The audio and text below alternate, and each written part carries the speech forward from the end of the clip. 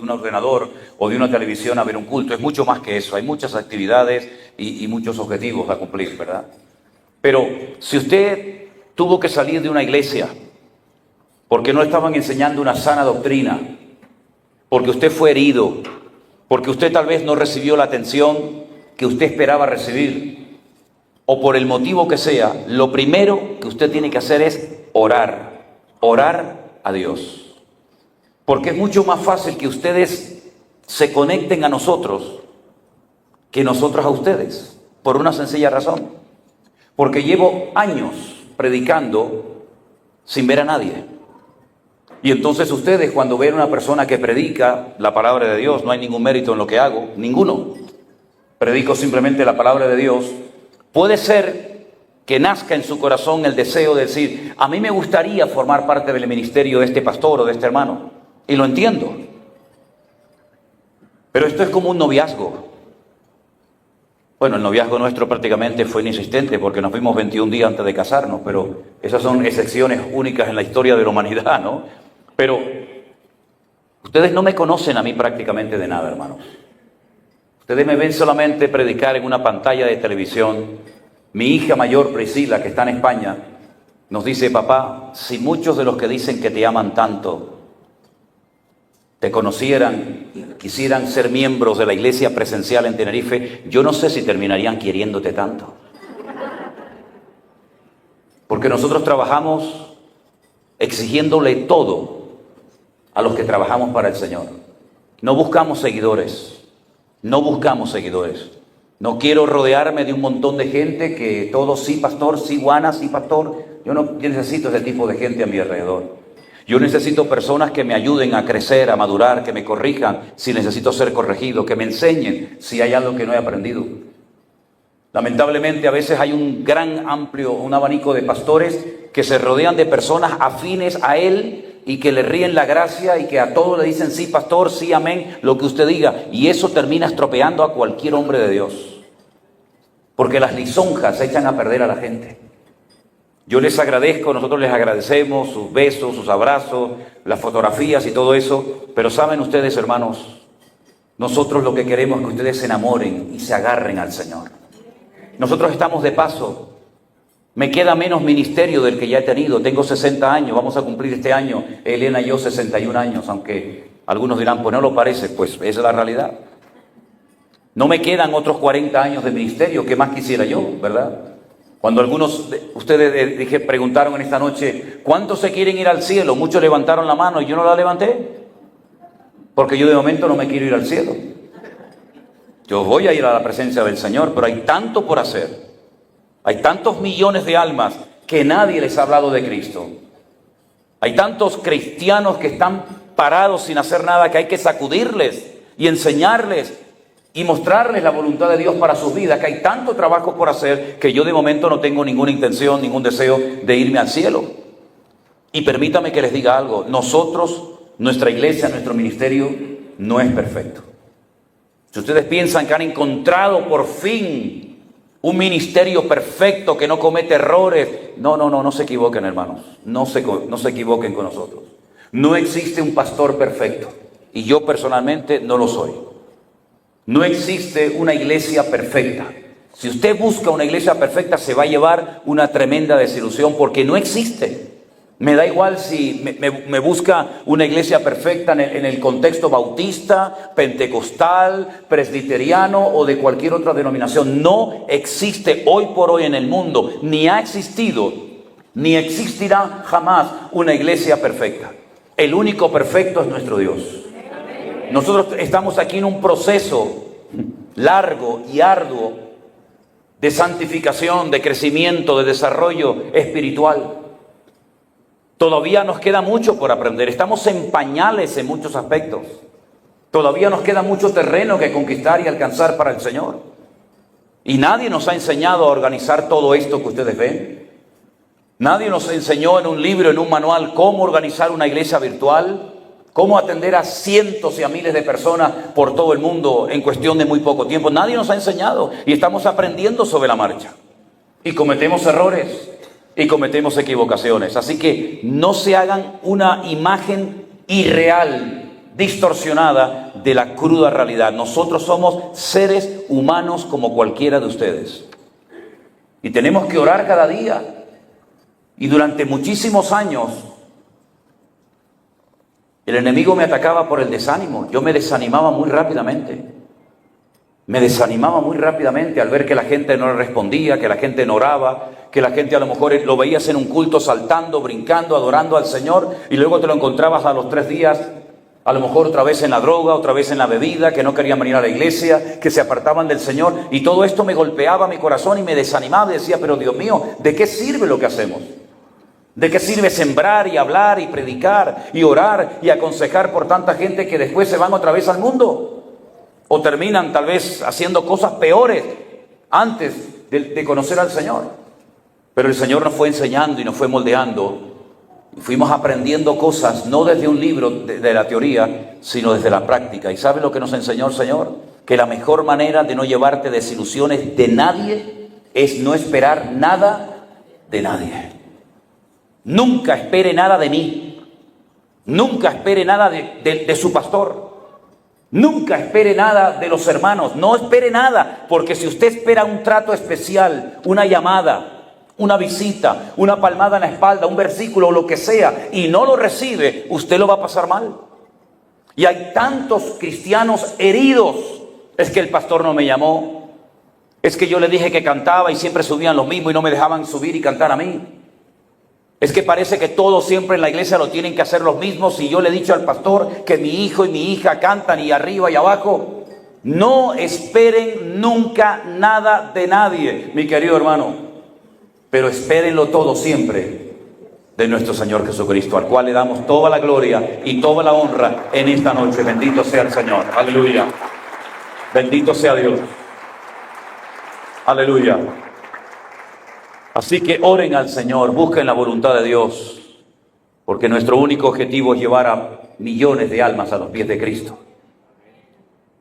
Si nos reconocen o no nos reconocen, si hay más iglesias de vida nueva o menos, eso a nosotros no nos quita el sueño. Aquí lo que queremos es que cada día haya más nombres inscritos en el libro de la vida. Eso es lo único que nos interesa. Pensando en lo que podía compartirles a ustedes en esta noche, les recuerdo a los que estuvieron y a los que no estuvieron, que anoche hablé acerca del último libro de la Biblia, que es el famoso y precioso libro del Apocalipsis. Un libro que a muchos cristianos les da miedo. Un libro que algunos no quieren leer porque dice que no lo entienden, que tiene un lenguaje demasiado difícil para entender eso de los caballos que cambian de colores y bestias con un montón de cuernos y muchas cosas más. Pero yo vengo diciendo hace muchos años que el libro del Apocalipsis es un libro fundamental, sobre todo para la iglesia del siglo XXI.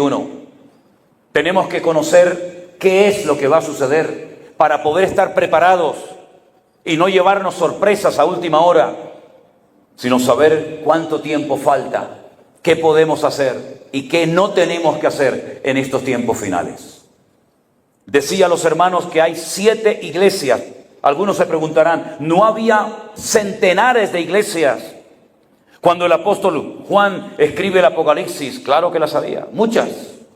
Probablemente ya el evangelio en aquella época había llegado hasta España y toda Europa había sido evangelizada para el Señor Jesucristo, y parte del continente africano y parte de Asia también. Pero el Señor escogió 7 iglesias, como dije anoche, porque son representativas del desarrollo de la iglesia a lo largo de la historia. Y me detuve específicamente en la iglesia de la Odisea, que es la que más se asemeja a la iglesia contemporánea, a la iglesia de nuestros días.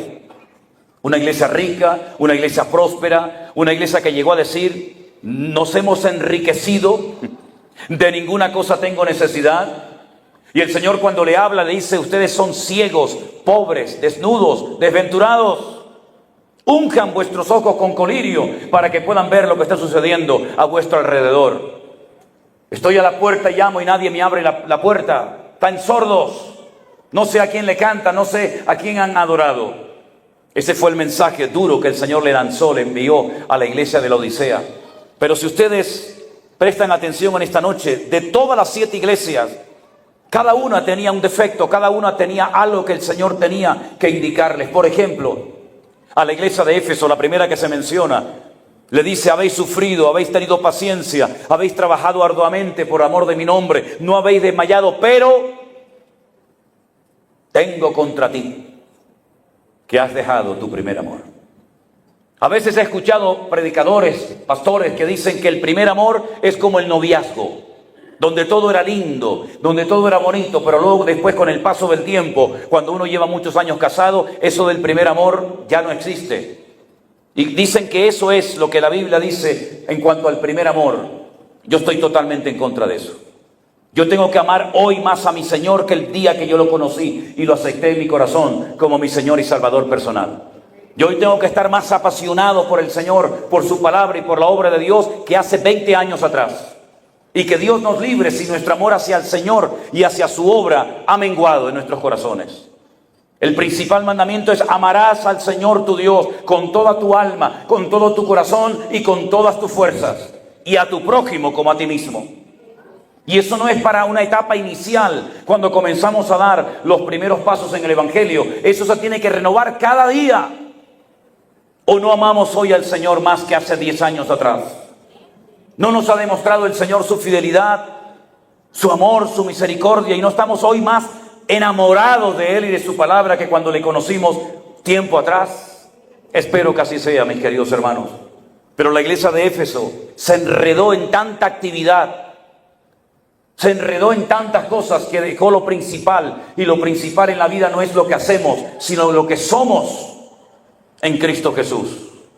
Podemos hacer muchos congresos y muchas cenas como estas, y podemos hacer muchos campamentos para jóvenes, y podemos llenar nuestra agenda de actividades, pero la pregunta es: ¿eso es lo que Dios quiere que hagamos?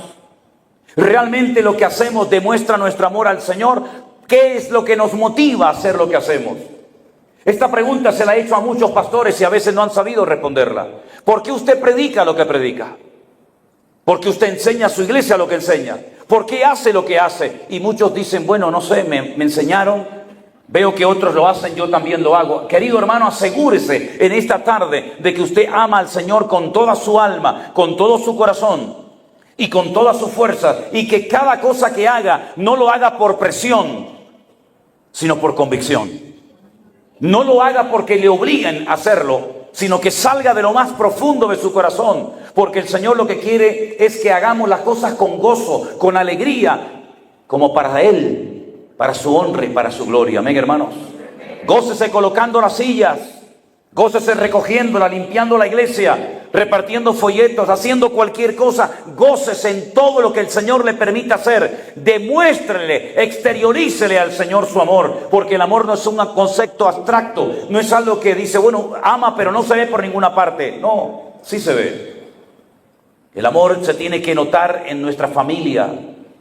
Por cierto, ¿cómo está su familia, hermano y hermana?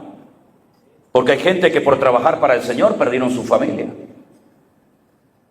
Conozco muchos hombres que dijeron: yo perdí a mi mujer desde el día que se convirtió y se entregó en esa iglesia, que casi parecía más una secta que una iglesia. No tenía tiempo para atender a los hijos, no tenía tiempo para estar con su marido. El marido llegaba de viaje y ella salía por la puerta, había un retiro, había un congreso, había un ensayo de no sé qué, había una oración, un encuentro de líderes. Y la Biblia dice que el que descuida a su familia es peor que un incrédulo y ha negado la fe. Usted no tiene que enamorarse de la iglesia, usted tiene que enamorarse del Señor. Y usted tiene que cuidar a su familia en primer lugar, antes que a la gente que no son de su familia. Yo sé que en algunas iglesias dicen: no, primero es la obra y luego si hay tiempo para la familia. Nosotros enseñamos todo lo contrario a eso. Porque ¿de qué sirve de que yo gane al mundo si pierdo a mi familia? ¿Con qué autoridad me voy a subir yo a un púlpito si mis hijas ahora mismo no están entregadas y sirviendo al Señor de alguna manera? ¿No dice la Biblia que un pastor tiene que ser sobrio, prudente, apto para enseñar, no dado al vino, no amante de ganancias deshonestas, hospedador? ¿No dice eso? Que tenga a sus hijos en sujeción, que no sea un neófito. ¿No habla la Biblia del aspecto familiar en la vida de un hombre que quiere servir al Señor? Primeramente hay que predicar en casa y después subir al púlpito a decirle a la gente lo que tiene que hacer. Pero pastor, primero empiece por su casa. ¿No salió el Señor en el encuentro cuando Moisés iba del desierto a Egipto a sacar al pueblo de la esclavitud para matarlo? ¿Cuántas veces me han preguntado eso? Pero pastor, Dios lo llama, le habla a través de la zarza, lo comisiona, le dice, ve y saca a mi pueblo, tráemelo aquí, y le voy a hablar, le voy a enseñar mi palabra, y cuando va, dice la Biblia, Jehová salió para matarlo. Y uno dice, pero yo no lo entiendo. Salgo en obediencia y me quieres matar. Y entonces si usted sigue leyendo el capítulo, en el libro de Éxodo dice que la esposa de Moisés, el pastor, salió corriendo y circuncidó al niño. Circuncidó al hijo y cogió su prepucio y se lo tiró y le dijo, eres un marido de sangre, por culpa tuya Dios mata a mi hijo. Y uno dice, ¿pero esto qué es? Es que la circuncisión, aquella operación que se hacía en los niños en el pueblo de Israel a los 8 días, era la forma de demostrar físicamente, visiblemente, que usted había creído y abrazado el pacto que Dios había hecho a través de Abraham, el patriarca. Y ahora Moisés se va a ir a Egipto a hablarle de un Dios, hablarle de una liberación, hablarle de una tierra prometida, y resulta que en casa él se olvidó de circuncidar a su propio hijo. Es decir, usted va a ir a Egipto a enseñarle al pueblo de Dios, al pueblo de Israel, algo que no vive y que no practica en casa. Empiece, querido, a predicar en casa y déjese de cuentos. Misionero en la India, misionero en España, voy a abrir una iglesia, voy a ir a llevar el evangelio a las naciones. ¿Y su hijo? ¿Y su hija? ¿Y su hijo? ¿Y su esposa y su marido? ¿Cuándo fue la última vez que se sentó con él y le dio un abrazo y le preguntó, ¿te pasa algo? ¿Oramos juntos? ¿Qué te pasa, hijo? Esa es la cruda realidad del mundo evangélico hoy en día. Pastores que están en los púlpitos y tienen a sus hijos en la droga, tienen sus familias destrozadas, hombres que se han casado, recasados, se juntan con esta, se juntan con el otro y se suben a un púlpito a predicar. ¿Qué? ¿Qué me van a predicar, amigo? Empiece primero por su casa, sirviendo al Señor. Los noto muy serios y muy callados. Pero eso es lo que nosotros vivimos y practicamos y hemos creído durante toda nuestra vida. ¿Verdad? La iglesia no es perfecta, pero nosotros queremos complementar la obra que el Señor comenzó en nuestra vida, viviendo en orden y viviendo en santidad. Y hablando de orden, ¿en cuántas congregaciones, no importa la vida privada de una persona, viven con una mujer hace un montón de años, pero nunca se han casado legalmente? Pues déjese de cuentos. Cuando usted quiere viajar a un país, le piden una visa y un pasaporte y lo saca porque le interesa. Y cuando lo para la policía en la carretera y le pide la documentación y su cédula y todos los papeles, usted los enseña. Y cuando se compra una casa, una propiedad, usted tiene sus escrituras y puede demostrar que ese terreno, esa casa, esa finca es suya. Y todo en la vida es cuestión de papeles y todo es cuestión de legalidad. Ay, amigos, pero cuando llegamos al tema del matrimonio parece como, no pasa nada. El Señor es mi pastor y nada me faltará.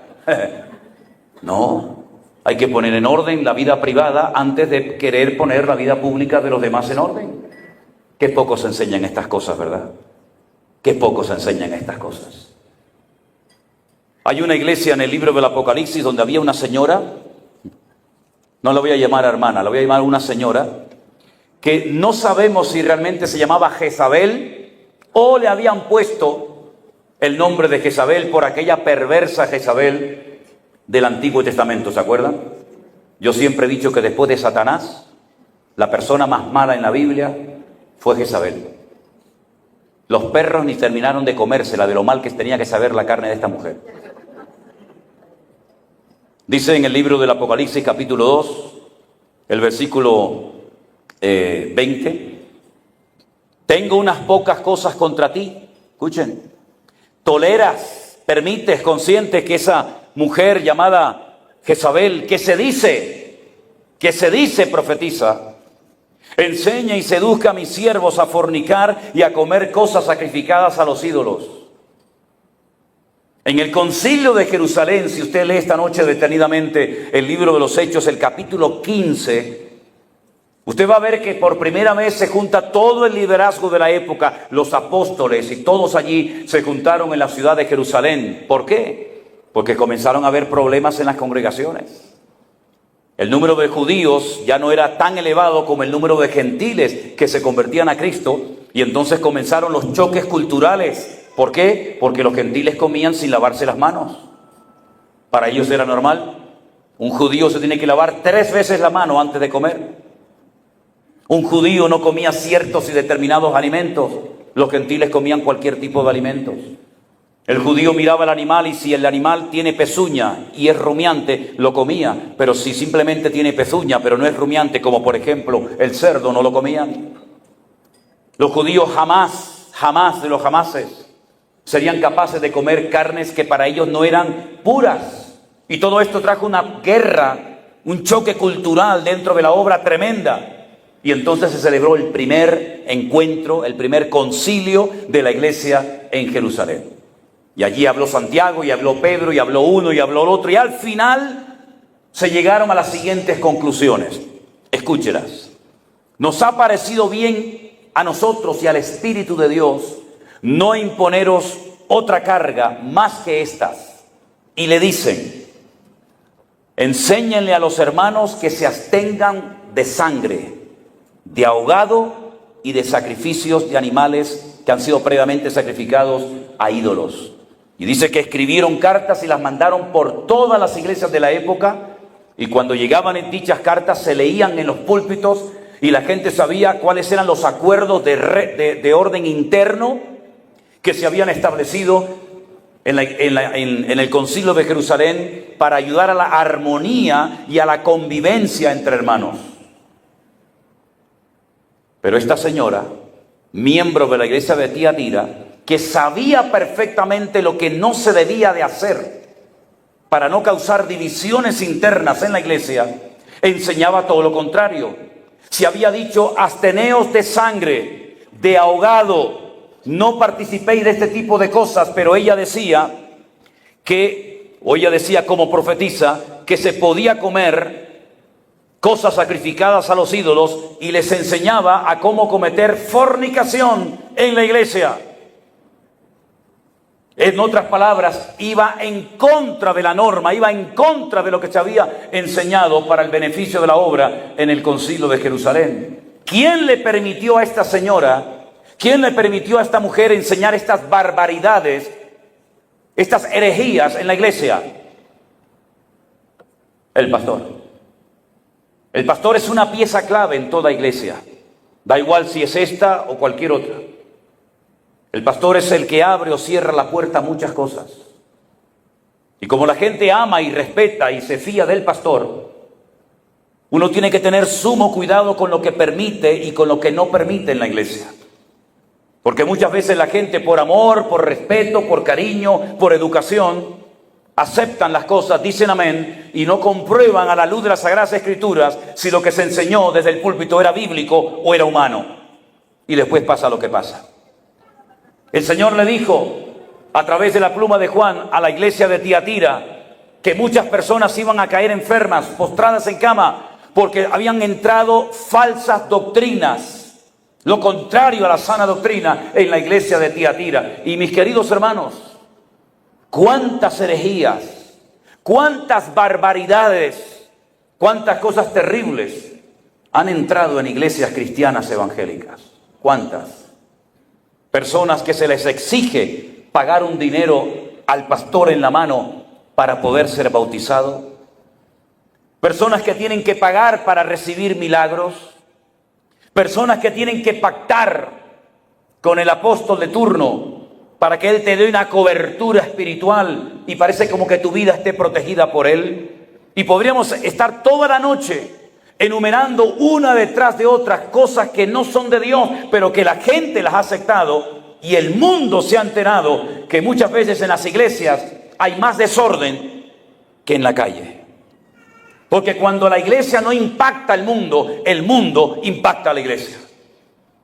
Y lo que ha sucedido en muchas ocasiones es que la gente ha estado creyendo y practicando cosas contrarias a la palabra de Dios, creyendo que hacían actos de obediencia al Señor. Usted no tiene que pactar con nadie, mi hermano. ¿Me oyó bien?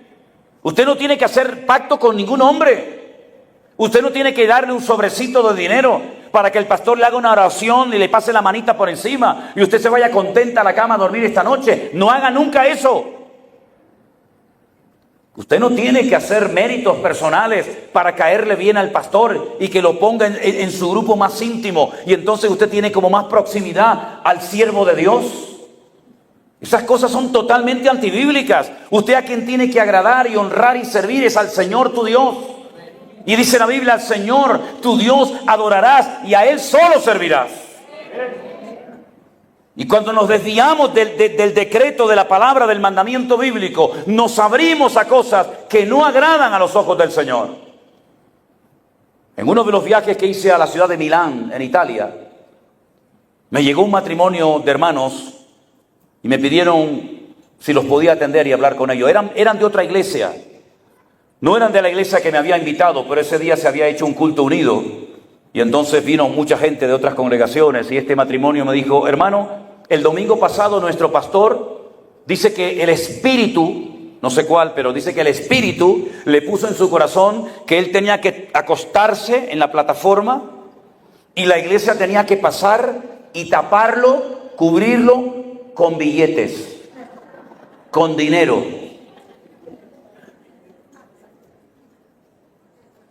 Yo lo hubiera cubierto con otra cosa. Una somanta de palos, como decimos en España, ¿no? Y le digo, ¿y usted ve mal eso, hermana? Dice, sí, claro, hermano, eso está muy mal.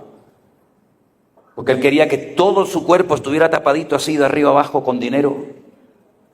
Y le dije, ¿y usted qué hizo? Y me dice, yo pasé, hermano. Y lo tapé. Y le dije, ¿usted tiene algún cargo, alguna responsabilidad en la iglesia? Me dijo, sí, yo soy líder de no sé qué. Le digo, usted es peor que él. Es muy fácil venir a mí aquí, que no me conoce de nada, criticarlo a él, pero usted es igual o peor que él. Porque el que ve algo antibíblico y lo apoya es peor que el que lo promueve. Usted se ha hecho copartícipe de eso. Así que si busca un consejo mío, es que le pida perdón al Señor. No tenga miedo a renunciar a sus cargos, porque en el reino de Dios no existen cargos, existen cargas, que es muy diferente. Y salga corriendo inmediatamente de ese circo antes de que Dios diga basta. Y ahí los dejé. Al año siguiente volví otra vez a la congregación y ya, bueno, se habían marchado, ya se habían incorporado a otra congregación. Pero ¿cuántas veces cuestionamos, criticamos, nos damos cuenta que lo que se ha enseñado y se ha dicho no es bíblico, pero ahí te quedas? ¿Por qué? Porque eres el líder de alabanza, porque eres el líder de no sé qué. Y hay gente que se agarra al cargo y renuncia al orden y a la santidad por amor a la silla y no la quieren soltar. Y si hay alguien aquí entre nosotros que tu cristianismo ha sido así, agradar a los hombres para ir escalando y llegar a una posición de respeto, de reconocimiento o de autoridad, te equivocas, mi hermano y hermana, rotundamente. Porque aquí de lo que se trata es morir a la carne, morir a nosotros mismos y pedirle al Señor algo que muy poca gente le pide. Señor, yo quiero ser un siervo tuyo. Servir a la gente y no servirme de la gente, como lamentablemente ha ocurrido. Se ha creado todo en la literatura, se ha hecho toda una filosofía alrededor del éxito personal. En el año 1990, fuimos a vivir a Argentina un tiempo. Estuvimos años trabajando únicamente como evangelistas, predicando días, semanas y hasta a veces meses en las calles. Y pasábamos por muchas iglesias en aquellos años y veíamos un cartel luminoso de neón que decía, entre, aquí oramos por la prosperidad económica. Y entré en alguna de esas congregaciones y el pastor decía, ¿cuántos aquí tienen hoy un problema económico? Imagínense, en el año 90, que la gente tenía que asaltar los supermercados para comer algo. Todo el mundo tenía crisis económica y la gente iba a las iglesias. Antes, previamente, tenían que pasar por la caja y dejar su respectivo donativo o ofrenda para que alguien les orara y le hiciera una oración desde el púlpito para que usted recibiera prosperidad económica. ¿Saben, hermanos? Yo no estoy en contra de la prosperidad. Yo creo que Dios prospera. Pero, ¿qué es el concepto de prosperidad según la Biblia? Teniendo sustento y abrigo, estemos contentos con esto. ¿Cuántos dicen amén? teniendo comida, teniendo algo para llevarse a la boca, teniendo un techo, teniendo algo de ropa. Con esto estemos suficientemente contentos. Porque la raíz de todos los males es el amor al dinero. Y por el amor al dinero muchos se han desviado del camino correcto y han hipotecado su fe y han dado un pésimo testimonio al mundo. Claro que creemos en la prosperidad, pero ¿es que acaso tener hijos sanos no forma parte de la prosperidad en nuestra Biblia?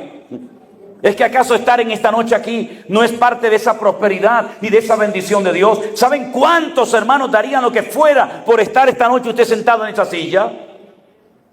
Somos prósperos porque la prosperidad más grande es que Cristo Jesús ha perdonado todos y cada uno de nuestros pecados y ha escrito nuestro nombre en el libro de la vida, y ahora somos hijos del Rey de Reyes y Señor de los Señores. Esa es la bendición más grande del mundo. ¡Aleluya!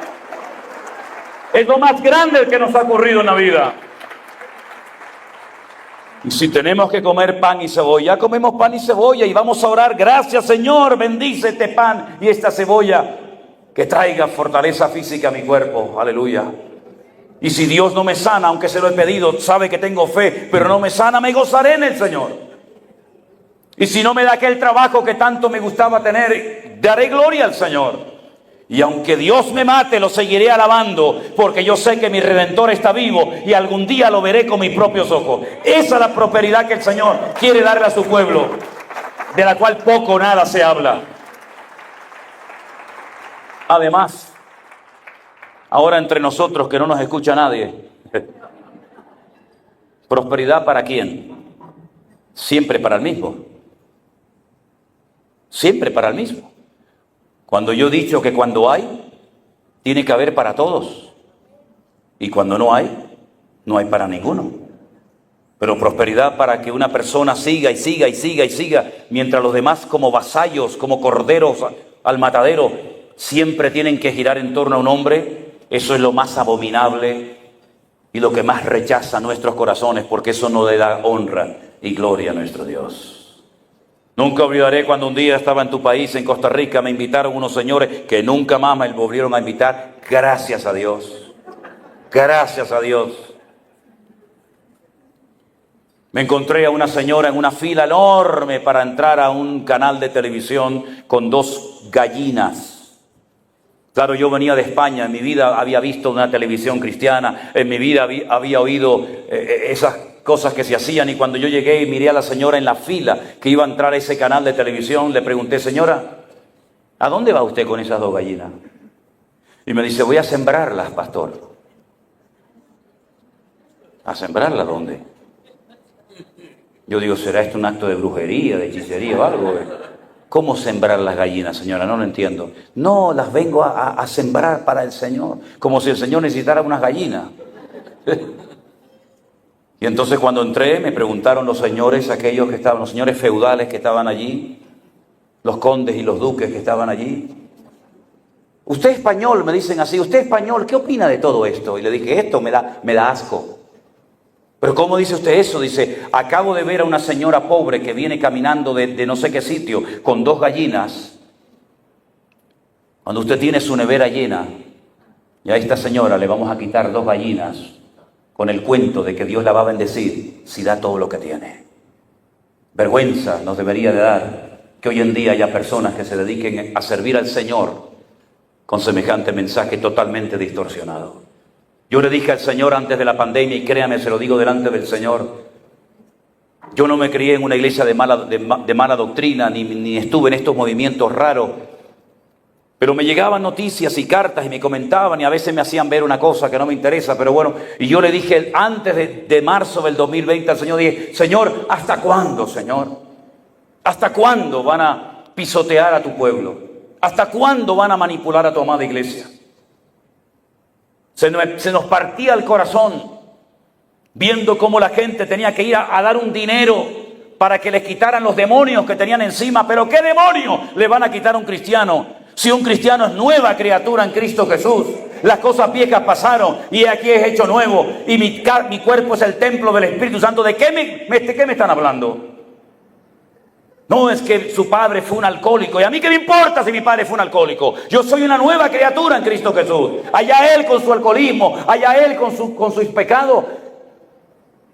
El Señor dice, yo voy a quitar este refrán que os habéis inventado. Los padres comieron las uvas y a los hijos le dio la dentera. El alma que pecare, esa morirá. El padre no llevará el pecado del hijo, ni el hijo el pecado del padre. No, pastor, pero usted no sabe que la Biblia dice que Dios visita la maldad de los padres sobre los hijos hasta la tercera y cuarta generación y se callan. Y le digo, no, pero no mutile el versículo, amigo. Siga mencionándolo. ¿Cómo? Sígalo mencionando. Dios visita la maldad de los padres sobre los hijos hasta la tercera y cuarta generación de los que me aborrecen. Y nosotros no somos de los que aborrecemos al Señor. Somos de los que le amamos, le honramos, le servimos. Y dice la Biblia que la generación del justo será bendita. Y Dios corta toda maldición en bendición. Y lleva a su iglesia de gloria en gloria, de victoria en victoria, de bendición en bendición. Ese es nuestro Dios. Corta las maldiciones y pone bendición y presencia de Dios. Mutilan los versículos, manipulan los textos, sacan textos del contexto y forman pretextos. Y la gente en su ignorancia, porque ojo, mucho de lo que ha ocurrido ha sido por falta de conocimiento de las Sagradas Escrituras. No le echemos la culpa solamente a ellos, También la gente tiene que asumir su falta de conocimiento de la palabra de Dios. Mi pueblo perece por falta de conocimiento, dice Jehová de los ejércitos. Ya es hora de que la Biblia no sea un amuleto, como una pata de conejo, una herradura de caballo. La Biblia tiene que ser la palabra de Dios. Lámpara es a mis pies tu palabra y lumbrera mi camino. ¿Con qué limpiará el joven su camino? Con guardar tu palabra. Cuánto he deseado tus dichos para no pecar contra ti. Abre mis ojos para que vea las maravillas de tu ley. Escudriñad las Escrituras porque ellas son las que dan testimonio de mí. Toda Escritura es inspirada por Dios, útil para corregir, para redarguir, para instruir, a fin de que el hombre de Dios sea un varón perfecto, completo, preparado para toda buena obra. Es decir, nuestra responsabilidad personal es muy importante que la cumplamos. Por eso yo siempre digo, lean la Biblia, lean la palabra, busquen la palabra de Dios. El día que la palabra de Dios sea la base y el fundamento de todo hogar cristiano, de todo ministerio, de toda iglesia y de todos y cada uno de nosotros, la iglesia va a ser una maravilla y va a ser un ejemplo al mundo. Y no vamos a hacer de las iglesias una pasarela de moda, ni vamos a hacer de la iglesia un lugar donde exhibimos nuestros dones y talentos, y dejará de ser un circo para ser la casa de Dios. Porque cuando ustedes van a la palabra de Dios se encuentra que hasta el mismísimo templo de Jerusalén terminaron los hombres contaminándolo. La Biblia dice que el Señor Jesucristo entró al templo de Jerusalén y dice que dijo, habéis convertido mi casa, que es casa de oración para todas las naciones, en una cueva de ladrones. Y allí estaba el suegro y el yerno, Anás y Caifás, menuda pareja. Habían hecho un negocio. Cuando la gente venía con su corderito, cuando la gente venía de lejanas tierras con su oveja para sacrificarla al altar, estos dos personajes le decían, no, esa no sirve. ¿Por qué? Porque tiene un pelo negro y no puede ser kosher y no puede ser sacrificada. Y entonces, ¿qué hago? Vayan allí al puesto aquel, a la tienda, y cómprenle a él, que él se la venderá. Tenían un negocio montado dentro de la casa de Dios, el suegro y el yerno, Anás y Caifás. ¿Qué les parece? Un negocio dentro de la casa de Dios. La gente se acostumbró al comercio, al trapicheo, a la mentira, a la manipulación, hasta el día que entró el Santo de Israel. Y cuando llegó allí dijo, ¿qué es esto que habéis hecho? Y dice que volcó las mesas, se hizo un látigo con las cuerdas, los sacó a todos a patada y dijo, el celo del Señor me consume. Casa de oración tiene que ser esto, en una cueva de ladrones como ustedes. ¿Cómo no se sentían mal? ¿Por qué la gente seguía yendo? Porque se acostumbraron al desorden. Se acostumbraron a vivir entre desorden y entre mentirosos. Como muchos se han acostumbrado creyendo que es normal vivir de esa manera una vida cristiana correcta delante de los ojos de Dios. Allí no se curaba a nadie, hermano. No había poder de Dios, no había milagro, no había vidas cambiadas, no había nada.